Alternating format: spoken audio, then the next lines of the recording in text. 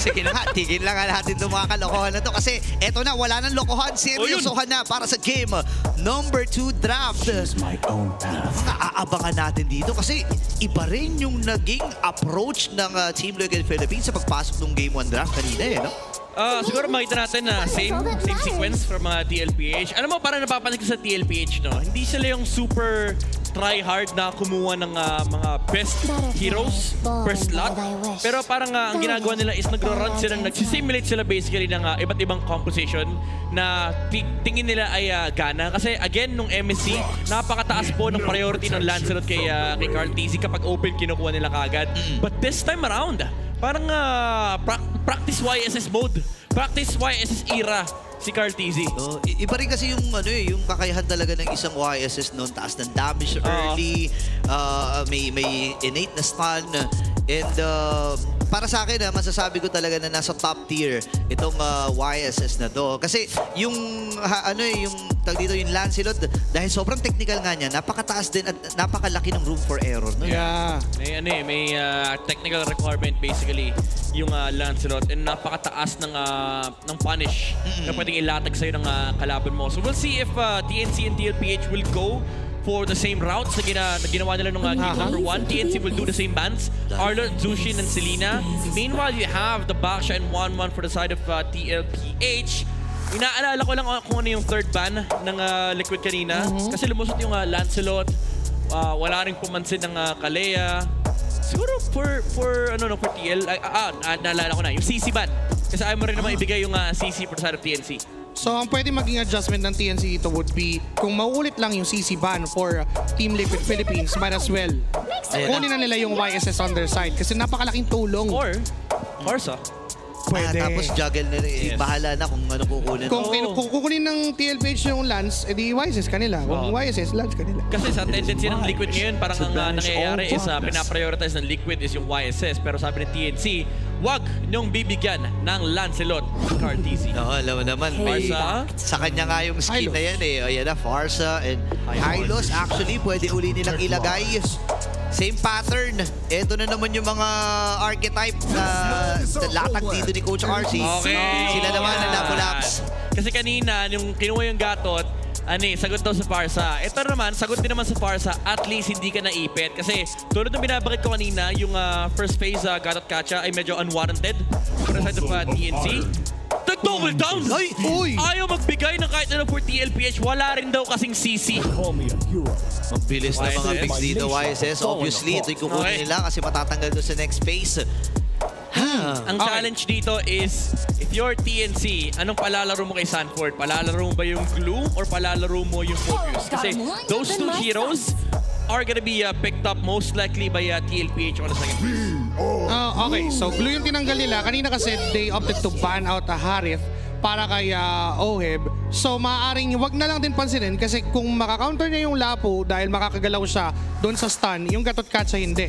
So pag nalatag yung Summon Force, pwedeng yun yung gamitin nilang pang counter sa Harith. Might as well open that for Team Liquid Philippines. Tapos ang kukunin ngayon ng target ban ngayon ng Team Liquid is si Benny Cutie din. Yeah, just remove the I would say for safety purposes, remove the Harith. Experience. Interesting. Very interesting. Kasi wala silang Lapu-Lapu. So it tells you na ang TLPH, super heavy consideration ng Lapu-Lapu and Granger matchup for Sanford or Oheb. So ngayon tinanggal yung Fulvis, tinanggal yung parehas na lalaroin sana ni Sanford. So, excited ako dito kasi if you're TLPH, you get the Harith and may chance na makita natin yung Yuzong sa last pick. Ay naku, napakatagal na ng panahon na huli nating nakita ang Yuzong na yan. Yun, by the way, shoutout sa mga sa mga fans natin na nandito ngayon, sa lahat ng Cavalry, sa lahat ng Phoenix Army na nakasuporta. Kanina, medyo na-OC ako eh. Baliktad yung pagkakalagay, sir. Pag tinaharap nyo ganyan eh, dapat tama. Parang ano yan, yung Eknalup. Yung Eknaluma. Ayan na, Harith. Harith, okay, Harith. Let's go, Harith, for TNC. Gold lane para kay Benny. Moskov is definitely open. Pero yun nga lang, ang excited talaga ako dito yung last pick ni Sanford. Marami siyang option. Pwede siya mag-Benedetta, pwede siya mag-Yuzong. Hilda, what if Hilda? Huwag ka lang mag-Tetrisla, please lang. Medyo malayo na yun sa tier. Medyo underwhelming eh. Medyo malayo na sa tier list yun eh. And ayan na. Louis and the Cardi na isa rin sa mga El Clasico ni Benny. Let's go, Yuzong. Let's go. Yuzong na. Tapos Ford, Ford, alam ko, new game plus ka na. Ayan na. Ruby, ladies and gentlemen. Para sa Team Liquid Philippines. Sanford medyo napangiti pa dun sa hero niya. Ba't kaya siya napangiti dito, pre? Feeling ko gusto niya yung matchup na yan. Lamang, actually, ang Ruby versus the Lancelot, the Lapu-Lapu, even the Carry. I guess if your Louis doesn't have a Gatot Kacha, pwede mo rin masabi na lamang Ruby versus Louis. Yung Gatot Kacha lang talaga yung medyo X-factor kasi yung jump mula sa likuran na may counter shot potential dito yung TNC. Pero in terms of pick naman, kahit malungkot ako na wala yung Yuzong, I would say medyo mataas yung value ng last pick Ruby for TLPH. Abangan natin kung paano ilalatag ng Team Liquid Philippines ang kanilang composition with the Ruby pick. Para dito sa larong ito, ma-extend nga ba ang serye ng Phoenix Army? O maisiselyo na ang unang panalo para sa week na ito para sa Team Liquid Philippines. Ladies and gentlemen, ito na ang game number 2. Medyo na out of character ako. Sorry, Ben. Akala. Sorry, akin. Pero again, going back Tagal lang na-stun ako. May nag-meow kasi kala ko ano. Ayan, again, going back doon sa Ruby pick mula kay Sanford. Actually, with that Ruby pick, parang nagkaroon pa nga sila ng two choices or two dimensions. One is be hyper-aggressive together with that high loss or maging defensive ka tapos protektahan mo ngayon si Oheb. Yeah. Gusto ko lang sabihin, no, nakita na natin itong ganitong klaseng composition. Even though it's not on the gold lane, nung naglaro ang Aurora nung day number 1, it's the Hylos and the Ruby combo. Although, napakataas yung pressure nung rotation dito ng TLPH towards the gold lane kasi alam nila, kailangan nilang magamit. Kailangan nilang maabuso itong matchup na to, no? Yung Harith versus Carry. Doon yung ikot talaga nila. Grabe, dalawang hatak. JP, ang sakit nung dispersion and rotation mula dito kay Lancy. Pero ang ganda ng magandang sabihin natin na laruan para sa panimulang ito para sa Team Liquid Philippines. Zaida may planong umagaw pa ng butiki dito. Ano ba yan? Lizard. Butiki nga. Hindi bulate, iba yun. Pero worm yun. Worm na yun eh. Pero again, mukhang doon ang focus ng TNC sa may bandang EXP as si Sanford yung sinubukan nilang patayin. Pero dahil Ruby yan, hindi mo rin gugustuhin na mag-overextend. Yeah, napakahirap dalawan yan. Idea lang isa i-pressure enough yung Ruby ni Sanford para at least medyo mabagal yung pag-arangkada papunta sa first turtle. But I don't think mapipigilan nila yung level 4 ni Sanford dito. Unfortunately, hindi niya na-freeze yung wave under the tower. So kailangan pa nilang umabante rito. Pero magle-level 4 naman na yung Ruby dahil nakakuha siya ng XP. Oh my Bigla na lang goodness. pumasok with a flicker, Ryan offended. Nandun yung Tornos para makatakas doon sa sitwasyon. And here comes Trimar. Returning the favor to Carl. TZ at si JB pa rin ang first blood. Medyo low na HP natin makalapit. Si Sanji na pa-flicker, papalayo para makatakas doon sa engagement. Pero here comes Oheb na manggagaling pa sa taas. Bumababi na Zaman Force. Andyan yung dispersal rotation from the Louis ni Lancy. Pero si Chuck na pa rin ang mawawala. Benny! Nagkahabol. Pumunta talaga sa likod para abutan si Sanford at tutumba. Balikan lang ng balikan. Ngayon yung turtle di pa nakukuha. Retrihan ang labanan ngayon si Carl TZ. Di na makalapit at kay Zay na mapupunta yung turtle. Easy lang kayo ha. Dami nangyayari. Ngayon Sanji with a Predator Strike. Binabarato si Zay na pamamaalan din ng JP. Hahabulin na lang si Lancy at pipigilan din. Nakauwi itong si Zaida. Pero na maalam si Lancy. Grabe, ito yung ito yung isang era na nag-proc sa side ng TNC, nag-proc yung Echo Express. Echo din to eh. Huwag na tayo maglokohan, Echo versus Echo to eh, na may halong Omega. Pero kita natin si Benny Cutie mainit kanina, nagbabadya ang bagyo ha. Teka lang, napigilan yung avatar of the Guardian. Kamuntikan si Chuck no doon. Pero nando naman si Zaida para rumespot, magbigay. Kaso why? May namatay doon sa baba and it's gonna be Sanford falling to the hands of Trimar. Ben, dalawang beses na namatay si Sanford dito night mid ah. What was that solo kill mula kay Trimar? I mean, may gold advantage mula dito kay Trimar kasi nakakuha siya ng kill kanina. War Axe is complete. I believe nakatank build din kasi si Sanford. So, lugi siya in terms of damage, in terms of sustain. So, in-abuse lang ni Trimar. There you go. Dreadnought lang kasi yung hawak ni Sanford. So, this is very big, honestly, for TNC kasi yung scaling ng Ruby ay medyo non-existent. Yun nga eh, ang laking problema nito. Pero ngayon, hinaharapan niya ang isang labo-labo na malaki talaga ang problema. Masasabi ko na napakahirap kalaban. Ang taas ng damage, ang bilis din bumalik ng buhay, and yung threat pagdating sa mga backliners dito ng TLPH ay nandun. Pero dito sa may bandang itaas, nakakahinga naman ng maluwag din si Oheb kasi alam niya na lamang siya pagdating sa sabayan dito against sa hero ni Benny. Okay, first rotation, nandun kagad sa Turtle. Sabi kasi, malakas daw si Oheb sa teamfight. Pues, first Turtle pa lang, teamfight kagad. 5v4 yung nangyari, pero ang problema kasi sumunod yung bagyo, men. Oo, nagulat. Chasing gold daw eh. Ayan lang! Meron namang setup mula kay Sanford. Lancy Benny? ang naging target at mawawala. Very cute, low on HP. Hinahabol lang ni OF doon sa top lane. Talagang hinaharas lang paulit-ulit. Pero dito sa Turtle, ganun din naman ang call ng TLPH. Manduhan, tapatan, tapangan na lang ni JP doon at makita yung kalaban dahil wala naman silang planong mag-trade. Talagang ginugulo lang nila. Oo, di lang makita ng TNC kung nasan yung mga YSS kaya medyo tinatagal nila. Sanji, good dodge with the wings by wings flicker pero naka-invade si Carl TZ rito. He will be able to get the purple buff. Oh, bot lane! Si Sanford na naman ang gusto nila. Dapat na miyembro ay nakatingin kay Sanford at makukuha yung kill. Sanji, pumatak lang ng isa pero nung nakita niyang palapit sa kanya, o teka lang, mambaot muna. Pero hindi nila mabibigilan ng magbasag na iyon. 1v1 ang laban.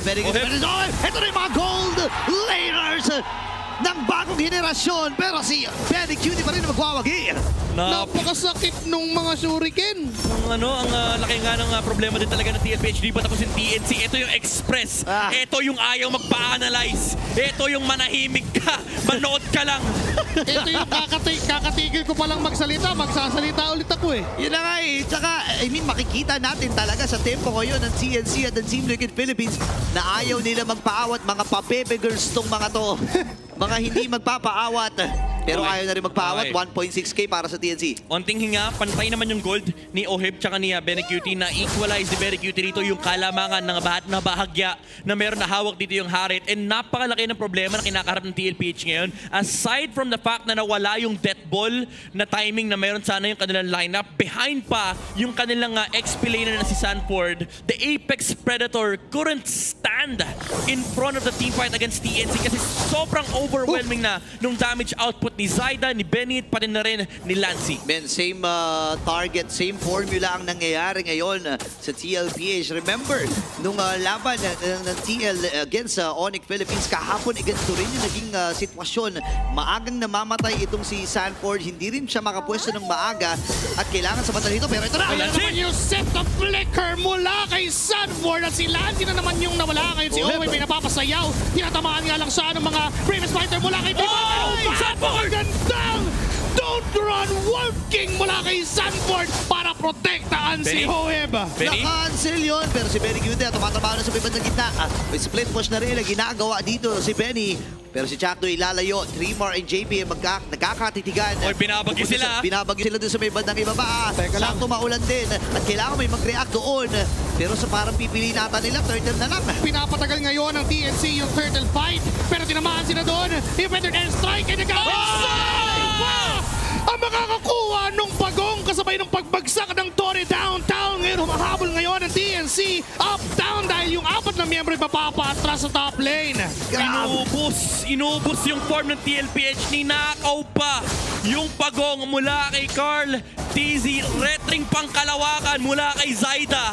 Last time na nangyari to, sabay na sabay yung retribution nila. Mukhang ganoon nga din yung nangyari. Sabay na sabay yung retribution nilang dalawa. Pero at the end of the day, 1-1 na yung score nila kasi this time, si Zaida yung nakakuha. Men, kung sino na lang ang madasalin dito, yun na lang ang nakakuha ng pagong. And yun yung nangyari. Pinakahuling pagong. By the way, 3 turtles ang na-secure dito ng TNC. At kaya pala nagre-reflect din ito sa 3,000 lamang na meron sila. 8-5 ang ating score. Medyo tatahimik muna ang dance floor dahil nga naman ang Team Liquid Philippines medyo nire-recalibrate nila yung mga nagiging galawan nila dito. Tama ba yung nagiging desisyon? Pero pumasok si Trimar. Express talaga. Laban lang ng laban. Pero si Sanji napagamit na ng feathered airstrike. That's a good info for TNC at pwede silang gumo later on. So yun lang, wala ng torrent dito sa may bottom lane. Nakapwesto yung TNC sa bandang ibaba. So for TLPH, at least mapoprotektahan nila yung mga objectives sa may top lane. And hinarangan kagad. Napakabilis ng respo. Hinarangan kagad yung mga bush. Pag nag-conceal si Chakno, Wait lang, umahaba si Chakno dito, hahabulin ata Oh, si Danny JP. JP. Magdedesisyon ata sila na i-burst. Pero sabi ng TNC, okay, wala nang glorious pathway. So if ever man na may mangyaring team fight, may konti tayong kalamangan. ini-spend lang talaga yung mga resources ng TLPH para pwede nang pumalag ngayon kasi si Saida, nakita niya si Oheb, nandyan din naman si JP para protektahan pero sinuzone lang ni Trimar. Sakto may nag-aabang ng perfect timing Oh! Si! Para kitilin mismo si Oheb. Tipi. Pero meron pang TP saan papunta, doon lang pala sa gitna para umatras na pero that's a 5v4 now. Lamang ngayon sa numero ang TNC. Yan ang pwesto na inahawakan dito ng TNC Pro Team. Pwede na madaliin. Benny Cutie. Si Saida, ihahawakan na pero nakita din ito si Danny JP ha. Iba first down set, napakasakit ng mga binibitawan damage sa output at mukhang libre ang Lord for TNC. Partida, wala pa yung carry doon ha. Nakatago lang yung carry ni Benny Cutie. Naalala ko, ganito yung marksman niya nung M4. Tago lang sa mga major objective fights. Papakita siya para sa cleanup, either cleanup or split push. Yun ang hinaharap ngayon ng TNC. And for TLPH, kailangan nila mag-commit sa mga team fight. Ang problema kasi medyo 10 bits. Piten yung kanilang damage output. Kita natin kanina, si Oheb nakatatlong dash kay Zaida. Walang problema. Tinangkil lang ni Zaida lahat ng dash and hindi nga bumakat sa HP niya. Yun nga tsaka ang mahirap dito ngayon, kontrolado na ng TNC ang sitwasyon pagdating sa mapa, though hindi pa naman basag yung second tier doon sa gitna at sa may bandang ibaba. Pero kapag nag-react sila dito sa may bottom lane, maaari na makapitas ng isa dito. Top lane, ang poprotektahan ata dito ng TL. Tuloy-tuloy ang mga waves ng minions, pero si Sanji ay naabutan din. Pero kailangan niya mag-wings by wings para makaligtas doon sa plan ni Saida na kitilin ang kanyang buhay. Oheb, pumasok na rin! Agad yung bottom execution pero nahatak sa Sanford at hindi na makakatakas pa si Zaida. Wala agad yung jungler, wala yung isang main damage dealer from the side of TNC. That's a big blunder mula sa TNC. Carl, nasa likod siya manggagaling at may glorious pathway na ginamit si JP para makahabol sa mga members ng TNC and AOG. Sakto lamang sa isa, nakaiwan si ibang members ng TLPH. And now, sila yung naghahabol. At doon sa side ng TNC na retaliation at Benny Cutie, harap lang ng target at si OF nasaktan at nasunog siya ng lethal ignition mula kay Lansing. Grabe, 1 segundo pa lang siya naglatag ng Zaman Force. Biglang baba kagad, 100-0 yung buhay niya. Pagkakataon ng TNC Pro Team, basagin yung gitnang tore. Pero tinitibayan pa rin ng cavalry ang kanilang mga puso dito. Atras mo lang bahagya ang TNC. Matagumpay ang pagbasag sa gitna. Maaari pang mabasag itong top lane. Pero ngayon, kung titingnan natin sa Infinix in-game equipment, papunta na rin ata. Actually, titingnan ko, parang pa-BOD ata ito si Carlito. Pero ang laki din ng nagiging epekto talaga ng brute force spray ni Zaida, no? Sobrang kunat at sobrang sakit na ng TNC. Kita natin kanina, ang ganda sana ng pwesto ni Carl. Unfortunately, hindi tumama yung kanyang barko na dodge ni Benny Cutie. Alam niya may possible na may tao doon sa kaliwang bush. Kaya yung lakad niya pa kanan. Ay, yung bagyo umiwas Low pressure area pa lang kasi. Natatangay pa ng hangin. Imbis na mag-landfall, hindi umiikot Dumilid lang. Dumadje, tapos nag-U-turn. And nakita natin kanina, even though maganda sana yung attempt ni Sanford with a flicker catch in the front lines, yung spacing din ni Benny Cutie, hindi siya maabot ni Sanford. Hindi siya maabot kahit sino actually from the side of TLPH. Nung nanlaban yung Harit dito, tinayuan lang ni Benny Cutie yung kanyang pwesto kasi alam niya hindi siya kaya ni Oheb. Alam mo, pinag-uusapan kasi natin kanina itong mga gold laners na nasa harapan natin, Oheb at itong si Benny Cutie. At may mga diskusyon pa tayo kanina tungkol sa mga sino ba, yung old Benny ba or yung new Benny. Ito na yun Sabi niya, ito na yung era ng Benny na kung saan lahat ng mga experiences na nakuha ko pagsasama-samahin ko na lang. Teka lang nakasilip ngayon si JP doon sa may pixel bush. Nakita niya si Chuck na pumasok sa LMB. Nag-aantay lang din ng perfect timing ang dalawang kupunan. Sinasayaw lang nila yung Lord. Okay, hawak pa rin ito ni Saida. 27k yung buhay. May info naman ang Team Liquid Philippines. So pwede mag-flow muna dito. Pero si Chakno, nandun yung Abrika mo naman nahuli! Tapos meron pang AOG kasunod na nakatrace this out. Timar, pabalik sa loob. Pero tinamaan siya ng isang wasiwas ng espada. Meron si Zaida ay tumahit sa pool. Si Owe ang nakita. And this time si Sanford pa ang gustong isunod. JB will go down as well. 3 men from TLPH down on the canvas at dalawa na lang ang dedepensa. No way TLPH did just make that mistake. That was a rookie mistake from them nagki-clear na mid na walang nakahawak doon sa push. And TNC capitalized. Chaknu saw the insight. And TLPH, they're gonna get punished. Okay, hindi ka na mahuli dito si Chakno si Sanji rather. Pero yung Torre sa gitna ay mapapabagsak na. Uy, walang minion. Kailangan nila matras dito kasi masyado masakit yan. Pero habang nangyayari mga bagay na yun, yung Lord ay nakuha na rin ang CNC. Sinubukang tangkehin yung damage ng turret pero unavailable at hindi nila nakuha. And this time yung Lord naman ang nakuha nilang objective. Naghihintay na lang ang TNC na sumama yung Lord sa kanila and this could be the end of it. Oh my, TNC, again, they capitalized on that mistake from Carl TZ. Napakaganda nung layer. Even though hindi tumama, yung AOG, naka-abante kagad yung flicker mula kay Trimar. Naabot niya yung YSS with the stun and then sinipsip papabalik duality ni Lancy. This is TNC calling out the express moves against TLPH. Pinaghalo-halo na no? Yung lason, yung express. Ikaw na lang talaga ang mangangaray kapag nasa lumo. Ngayon Zayda pala available na rin yung kanyang Queen's Wing. So lock item na itong malupit na assassin specialist na ito. And kung titingnan natin, kumpleto naman ang Team Liquid Philippines pero ang liliit na ng buhay ng kanilang mga tore. May Lord dun sa baba. Agad-agad napitikan at mawawala. Magigiba. And this time yung gitna naman ang pwedeng isunod. May mga minions na malayo pa naman. Yung Lord ay kinokontrol lang ng Team Liquid Philippines sa base at si Trimar yung nakaharap. Ay, di ka ba mahuli nung I'm offended mula dito kay Sanford. Call easy. Nalilipod sila para dito kay Chakno. Sino kanyang aabutan.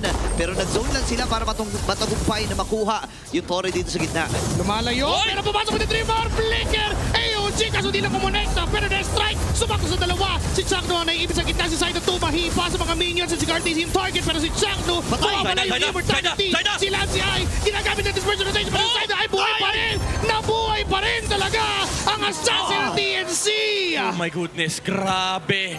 The engage and the disengage. Napakaganda ng proteksyon ni Chakno sa may bandang likuran para hindi mahuli si Trimar. Tsaka si Lancy na-force yung mga battle spells however. So TLPH, they are aware na may mga nawawalang battle spell on the side of TNC. But most importantly, masaya pa din ang Phoenix Army kasi naka-cooldown yung flicker ni Oheb and meron pa si Benny QT. Men, grabe si Chakno dito. Willing siya maging sacrificial lamb para lang magkaroon ng magandang space dito ang TNC.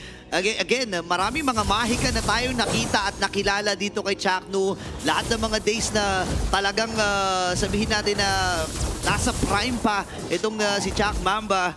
And ngayon, hindi malabo na pwedeng maibalik ito. Lalo na, nandito tayo sa punto na kalaban mo ang World Champs, ang MSC Champs, kalaban mo ang kampiyon.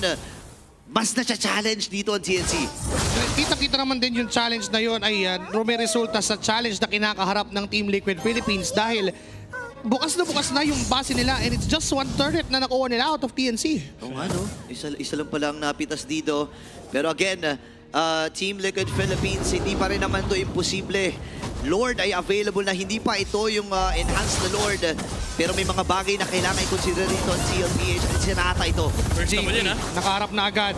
Mukhang yun na nga ang call na i-verse yung Lord pero nakahanda naman ng cavalry doon sa may bandang gilid. Ni-reset lang ng bahagya. Still 50% HP. Both side may bababa dyan. Lord Dance for TNC. Na-miss nila to. Na-miss ng Liquid to. TNO Chakno! Pumasok sa doon! May doon! Kaso nga lang sa likod pa lang punta nila sa side natin 3 Marcy.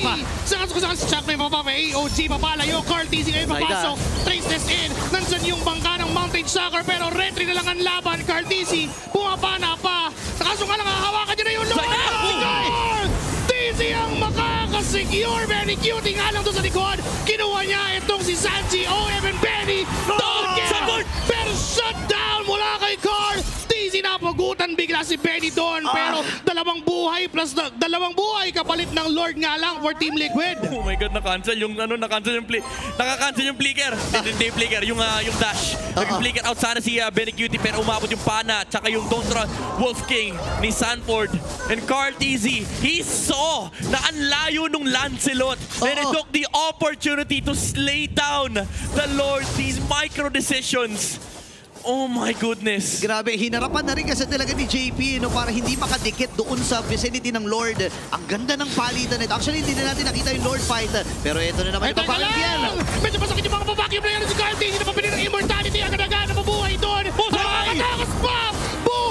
pa rin ng GOAT. Pero dun sa gitna, ito namang si Trimar ay nakakaibig Zaida, sana. Zaida. Pero si Zaida! Oh my goodness. Nakatakas with a dash and a phantom execution. Now, no casualties for both teams. Sobrang daming ginamit na skill, sobrang daming ginamit na spell, nagka-buy and sell na ng immortality, wala pa rin namatay. Buhay ang kambing! Buhay ang kambing! Napakagandang palitan ito ng Team Liquid Philippines at ng TNC, pero pagkakataon na ng Cavalry na makabawi at makabangon. Unti-unti na sila Stanford. nagbabasat kung sino gagamitin. Bibigyan natin lang si Chuck Mama dito ah. Chuck na ba ang iba-first down Aray. na paggamit ng Revitalize? Immortality pa naman. Low HP at nabuhay pa. JP na paggamit ng Glorious Oh. Body para magiging Bonsai, bonsai. Zaida ay tumahi pa palikod. Kasama si Trimar. May UG pa. Naiipit ngayon ng Team Liquid Philippines. Sanford is gonna go down. And Trimar with a flicker. Makakasecure ng stun. Kaso nandiyan na si Carl TZ. Tutumba ngayon. Etong si Trimar. 1-1. Dalawang XP ay tumba. Oh my God, pantay pa din. TLPH manages to equalize. The push from Carl TZ splits TNC. And TLPH, sinayawan lang nila dito yung TNC. Literal, mula dito kay Oheb. Sanji! Sanji, bibigyan! And a final burst na naman! Penny guilty with the flicker in! Hinarapan lang bigla ang bagyo! Benny Cutie, ladies and gentlemen! Kung tapang lang ang pag-uusapan, ilista mo ako dyan! Men, sama-sama na to. Pinagsama niya na yung lumang Benny, yung bagong Benny. Si Oheb, tamay mo na si Kelra. Yung flicker in sa harap ng isang parsa, nakita natin doon ng MSC. Pwede rin pala. Pwedeng gawin yan at nakita na nga natin sa harap. Live na live, TNC Pro Team. Even though na bumaba na rin yung goalie na hawak nila dito. Pero balikan natin yung Infinix instant replay. Isa, dalawa. Isa yung na lang. pangatlo, isang bagsak na lang. Oh my goodness. With the help of Lancy there. Yung dispersion rotation ay nakatulong pa doon sa damage output, and this time for the Lord, kulang ng isa ang side ng Team Chuck, no? Liquid Philippines. Revitalize kagad kay Chuckno dito ha. Ngayon, palipad na rin si Sanji para Mountain Chucker. tumulong. Ang baba ng buhay ng Lord, 20k. Pero kailangan mo na mag-clear wave. Habang sa kanya gagamitin na. May UG na rin, papasok sa loob, Retribution Oh! Side na mapupunta yung Lord na yun, pero kapalit ng buhay ni Chuck. Busata. And even si Trimar ay mapipilitan na mamatay. Immortality Tampag yung very cutie, pero nandyan si Sanji. May immortality. Pwede niyang tapusin pa rin yung laban. Tinatak yung minions. Makakasurvive si Sanford. Kaya yung Lord ay hawak pa rin ng TNC. Pero ubos, pati patubos para sa Team Liquid Philippines. Inilaban na ng TNC Pro Team ang lahat. Pero ang nagtagumpay doon, walang iba kundi ang Cavalry. Sasalubungin na nila yung enhanced na Lord. 20 seconds. Kailangan huminga 18 seconds para kay Chuck Mamba. 15. Pero parang aabot nga ba itong si Chuck Noob. Kaya lang yung isang next pa na mabubuhay, si Trimar, 17 seconds pa. Kaya pa niyang depensahan to dahil Kaya ata. tuloy-tuloy. Kaya ata. Ang tingin ng That's it. Cavalry. That's it. Tatapusin ba? Ito na yata ang solusyon. It's now! Team Liquid Philippines finishing off the series. My, oh my! What a series, ladies and gentlemen! Nahihinatid ng Team Liquid Philippines at ng TNC. Isang malaking mensahe mula sa dating teammates ni Benny Cutie. Huwag kami! Alam namin yan. Umuwi kagad si Sanji, umuwi kagad si Sanford. Even though ginawa ni Benny Cutie lahat, bumili na ng emo, hindi pa rin sapat. And TLPH ang nakakuha ng sweep. Man, Oh my. masasabi ko na ito na yung mga makabagong El Clasico ngayon. Execration, Smart Omega plus Echo na galawan dito ng TNC. Pero again, kinapos pa rin ito. Palakpakan pa rin natin ang Phoenix Army. Palakpakan natin ang TNC sa napakagandang performance sa kanilang ihinatid. Oh. Ang lupit, men. Hindi lang lason yung dinala, men. May express din pala. Meron, lahat na lang pwede mong maisulat at maipinta ay ibinigay dito ng magkamilang kupunan. But then again, ang nagtagumpay ang MSC Champs, ang defending champions ng MPL Philippines. Walang iba kundi ang Team Liquid Philippines. Lahat ata ng nanonood ngayon na paniw eh. Absolute cinema. Diba? Ay, nako. Sinan, Chinanel ni Benny lahat ng kailangan ni Channel eh. Yung old Benny, yung new Benny. yung... Oheb, Guerra, lahat na yung gusto niya. Dinamay niya na lahat eh. Ay, nako. Kulang na lang pati si Innocent na kunin. Sobrang poetic kasi literal Chinanel niya Benny M4. Men, ibang klase talaga itong laban na ito. Pero syempre, makakausap natin ang nanalo na Team Liquid Philippines kasama ang ating mga host. Cavalry, it was all too familiar, getting their first sweep of the season. Your winners, Team Liquid Philippines! Oh my goodness, nakatayo na ang buong Cavalry na nandito ngayon sa MPL Arena. Sanford, talk to us about that final matchup. It was all too familiar. Kakampi nyo si Benny Cutie and you've been doing that for quite some time before he was your teammate. Ano bang nangyari? Ano bang comms nun during that final clash that made it happen? Actually po kaming apat din namin nakita. Si Sanji po talaga yung nakapansin kaya siya rin yung nag-call na tumitipi si Benny. Pauwi na ako yan, sabi niya. Sanji with the call to make that happen. Ang ganda nun nangyari yan. Halos ngayon di pa rin kami makahinga and I'm sure ganun din ang buong Cavalry. They're all so proud of you. And Sanford, nababanggit mo sa interviews na gusto mong makilala bilang best XP laner ng ating liga. Kailan ba yung time na sa tingin mo ay matatawag mo na yung sarili mong best XP laner? Siguro feel ko po kapag nakapag world champ ulit ako. Like it. You know, meron pa silang mindset eh. In fact, ang hinahabol nila ngayon is the immortal run, the golden road. And I want to know more from the face of MLBB. I think this is the first time na tinawag ka niyan ngayon. Because again, you've been, you know, the young prodigy to the face. Ngayon, you acknowledge na ikaw na ang GOAT because everybody acknowledges that you're the GOAT. Tama ba? Do you think he's the GOAT? Deservingly so, Carl Tizzy. And this was a statement game. Yan ang sinasabi ng ating mga casters. Towards your road, papunta doon, you know yung mga kailangan yung pagdaanan. How hard would you think it be at ano ang kailangan yung gawin para makumpleto ang taon na ito? Tingin ko po, need pa namin i-improve yung laro namin. Kasi ngayon talaga, feel ko kakabalik lang talaga namin. Kaya medyo shaky pa yung laro namin. Pero tingin ko kaya naman talagang konting batak pa. You know, in that finals rematch from yesterday, it was Onyx Philippines, quite familiar kasi naririnig ko din na gustong-gusto talaga nila na bumawi sa inyo and they were able to exact on that. Looking forward sa mga susunod nyo magiging laban, what's the mindset that the GOAT has for this season? Yung mindset ko lang po, siguro kami naman pong lahat, parang back to zero kami lahat. Kasi dikit na dikit yung laban Kasi yun, kagaya kanina, parang feel ko di pa namin laro yun That was, you know, the mindset that they definitely have. And Carl Tizzy, before I let you go, there are a lot of your fans na nagpunta dito para suportahan kayong lahat. Same sa kanilang mga bahay. Anong mensahe mo para sa kanilang lahat? Sa mga supporters namin dyan na pumunta dito, tsaka sa team bahay dyan, patuloy nyo lang kaming supportahan, gagalingan pa namin. There we finally have it. Wrapping up their first win, your winners, Team Liquid Philippines! Once again, let's hear it from the Cavalry. Team Liquid, make some noise! Everybody is ecstatic. Everybody is happy with what they saw, getting their first win of the season. And I think mind blown din ang ating mga casters sa desk. Kaya ibalik na natin sa ating casters.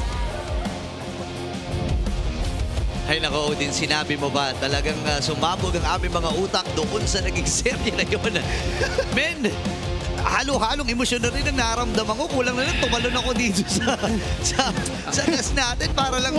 Ewan ko, grabe itong laban na to. Ako legit iiyak na ako. Kahapon na iihi ka, kayo naman, iiyak ka Iiyak na. na ako, pero nakita ko na lahat. Nakita ko na, imagine mo, nire-enact nila yung M4 Benny Cutie. Tapos pinigilan siya ng TLPH. Nakita ko na lahat. Alam mo, feeling ko naalala nila eh. Si Benny rin yung may kasalanan kung bakit tumigas yung base na yan eh. Oo nga. Parang bumalik sa kanila yung alaala na yun. Ben, Nang dahil sa kanila, in general, ay ang daming nabago.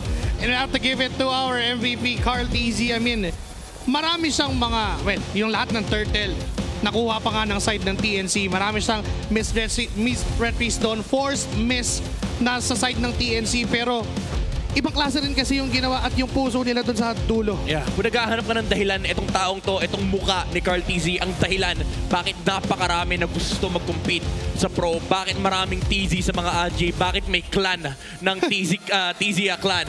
And Carl TZ showed that in this game. A brilliant moment of brilliancy from this guy. Isang maliit na decision lang. Nakita niya si Zaida. Hindi sumibat. Tumalon doon kay JP. Tumalon dun sa Ilos. So alam niya wala yung Lancelot sa harap ng Lord. Napakalayo ni Zaida mula doon sa major objective. And because of one retry mula kay Carl TZ, nabura lahat na mistakes na kinubit ng TLPH. Granted, sinabi naman ni Carl kanina, may mga bagay pa na hindi pa nila naayos, kakabalik pa lang nila. Yung rookie mistake na nangyari kanina sa main middle lane, it's TNC capitalizing on these errors from the side of TLPH. Pero ang hindi nawala, honestly, for the side of TLPH is yung mga micro decision. Yung mga nabibigay na opportunity ng TNC, nakakapitalize talaga nila. A misstep in the middle lane, makikita mo kagad si Sanford magpa-flicker, huhuli na with the hook. Carl TZ with the Mountain Shocker execution as well. Unlike nung game number 1, sabihin natin mas successful yung kanyang mga stunts in this game. And in this particular example, yung sinasabi nating Carl TZ moment, nakuha yung Lord, Benecuity was also taken down with a flicker of Sanford, and then tumama dito yung pana ni Carl TZ. Even if sabihin natin may bouncy pa rin dito yung TNC, nakukuha pa rin nila yung Lord, umabot sa punto na yung macro play ng TNC ay na-deny na ng TLPH. And unfortunately for Benecuity, even though itong moment na to, yung pinaka-Benecuity moment na hihilingin mo sa game na to, naka-ready ang TLPH because of the call mula kay Chef Sanji. Bawal ka talagang gumawa ng ganitong klaseng play laban sa TLPH. Men, iba talaga ang mga call dito ni Sanji. Kung maalala ko, yung isa din sa call ni Sanji, yung sila naman yung nag-split push against sa Onyx Philippines ng Season 15 Grand Finals. So napakarami talaga nating mga pwedeng makita mula dito sa Team Liquid Philippines. Nag-matter din bigla nung last portion na nung laro na yon, yung Ruby ni Sanford na nabihirapan si Zaidang umikot-ikot.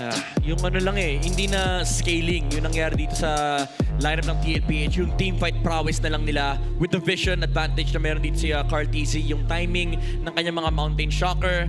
But again, everything didn't matter. Kasi TNC sila talaga yung nagko-control ng tempo ng game. Yung burst damage ni Benecuity ay sapat para patumbahin kahit sino. Pero umabot tayo sa punto ng game na nakabawi yung YSS. Nag-matter yung damage output ni Carl TZ kahit sinong madikitan ni JP at nakita mo nabubura. So talagang naging factor din yung Hylos tsaka yung Ruby pagdating sa late game. And it's just because of one big objective na nanakaw ng TLPH palayo sa TNC. Even si Oheb actually nakabawi dito yung Harit. Kanina yung damage siya, hindi bumabaka doon sa Lancelot. Pero pagdating sa late game, naramdaman ng TNC. Isang first kill by the way ni Oheb, kalahati ng buhay ni Benecuity. So alam mo, parang nawala yung tapang ng TNC kasi yung initiations ng TLPH yung nagdidikta talaga ng takbo ng laro. And sa huling Lord fight na nilaban ng TNC, nawala na talaga sila ng sustain sa team fight laban sa TLPH. Kaya pinilit na lang din ni Benecuity puntahan yung middle lane. Unfortunately, yun nga lang talaga may nakatingin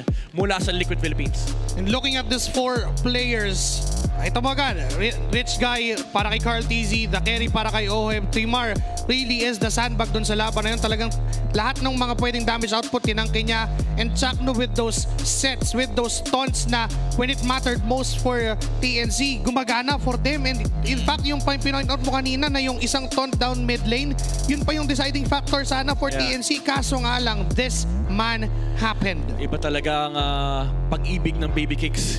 Talagang yung paninindigan nila ay umabot ng late game. And yung control ni Carl TZ sa mapa, nakakuha siya ng maraming gold out of the map control that they've able to secure for TLPH.